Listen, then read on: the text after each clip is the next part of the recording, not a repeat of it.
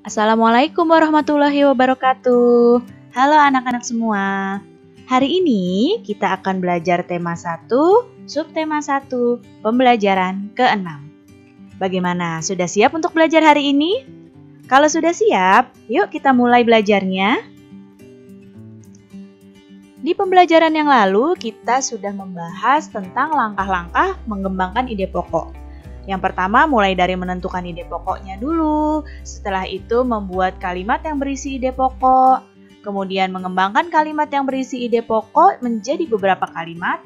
Dan menyusun kalimat tersebut menjadi paragraf yang padu. Nah, coba kita amati dulu gambar di bawah ini. Nah, di sini ada gambar Pak Rudi sama Edo. Kelihatannya mereka sedang bersih-bersih ya di sini. Nah, setelah mengamati gambar, yuk kita coba membuat paragraf dari gambar tersebut. Kita coba buat satu paragraf dari gambar tersebut ya. Pertama, untuk membuat satu paragraf, kita tentukan dulu ide pokok dari paragraf tersebut. Nah, ide pokoknya adalah tentang membersihkan kandang kelinci.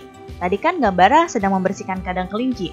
Maka ide pokok yang kita ambil adalah membersihkan kandang kelinci. Setelah menentukan ide pokok, kita membuat kalimat yang di dalamnya ada ide pokoknya. Nah, kalimat yang berisi ide pokok di sini, pada suatu sore, Edo dan Pak Rudi membersihkan kandang kelinci bersama-sama. Ini adalah kalimat yang berisi ide pokok. Kalimat yang berisi ide pokok ini disebut dengan kalimat utama atau kalimat pokok. Setelah membuat kalimat yang berisi ide pokok, langkah yang ketiga, mengembangkan kalimat yang berisi ide pokok ini jadi beberapa kalimat. Ini kan baru satu kalimat, ini kalimat pokoknya atau kalimat yang berisi ide pokok. Kita buat kalimat-kalimat yang pengembangan dari ide pokok tersebut. Di sini kalimat yang pertama, kalimat yang selanjutnya, Pak Rudi memberikan Edo sarung tangan agar tangannya tidak kotor. Ini namanya kalimat pengembang. Ya, kemudian setelah menggunakan sarung tangan, Edo mulai membantu Pak Rudi. Kemudian Edo memasukkan sisa makanan kelinci ke keranjang. Kalimat selanjutnya, kotoran kelinci-kelinci tersebut pun tak lupa disapu. Kandang kelinci harus dibersihkan untuk menjaga kesehatan kelinci. Pengembangan kalimat ini disebut dengan kalimat pengembang atau kalimat penjelas. Nah, baru yang keempat, menyusun kalimat yang sudah kamu tulis ini menjadi satu paragraf yang padu. Kita gabungkan antara kalimat yang berisi ide pokok dengan kalimat pengembang. Jadi seperti ini. Lihat di sini, kalimat yang Ibu warnai dengan warna merah dan ada garis bawahnya, ini adalah kalimat yang berisikan ide pokok. Ya. Ini yang warnanya merah dan Ibu beri garis bawah adalah kalimat yang berisikan ide pokok. Yang warnanya hitam dan seterusnya ini adalah kalimat pengembang. Oke, paham sampai sini ya? Nah, selanjutnya, siapa yang tahu ini gambar apa? Betul, ini adalah gambar kelelawar. Kalau yang ini? Iya, ini adalah lalat. Tahukah kamu apa perbedaan kedua hewan tersebut? Kalau persamaannya pasti tahu ya. Kedua hewan ini memiliki alat gerak yang sama, yaitu sayap. Tapi kedua hewan ini memiliki perbedaan utama. Apa ya perbedaannya? Perhatikan, di sini kelelawar adalah termasuk hewan vertebrata. Sedangkan lalat termasuk hewan invertebrata. Itu perbedaan utamanya. Kelelawar vertebrata atau hewan yang memiliki tulang belakang. Sedangkan lalat adalah invertebrata atau yang tidak memiliki tulang belakang. Nah, sekarang kita lihat apa saja perbedaan antara hewan vertebrata dan hewan invertebrata. Perbedaan yang pertama, kalau vertebrata itu hewannya punya tulang belakang. Sedangkan invertebrata tidak memiliki tulang belakang. Perbedaan yang kedua, kalau hewan vertebrata itu punya bentuk tubuh atau bagian tubuh yang umum, kepala, leher, badan, kaki itu adalah hewan vertebrata. Sedangkan invertebrata itu susunan tubuhnya lebih sederhana. Perbedaan yang ketiga, kalau vertebrata itu punya alat pencernaan yang memanjang dari mulut sampai ke pembuangan. Ya, kalau invertebrata alat pencernaannya masih sederhana.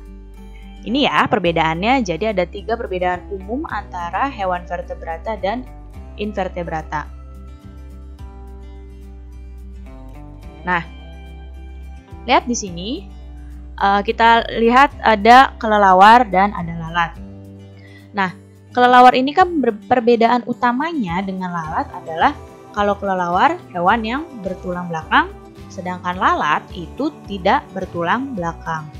Kita lihat, mana sih yang disebut dengan tulang belakang? Nah, ini adalah gambar rangkanya kelelawar. Lihat di sini, ada rangka yang tengah-tengah ini yang ibu tunjuk dengan panah. Ini disebut dengan tulang belakang. Sedangkan kalau lalat itu nggak punya. Ya, lalat tidak punya rangka seperti kelelawar ini. Makanya kelelawar disebut hewan bertulang belakang, sedangkan lalat tidak bertulang belakang.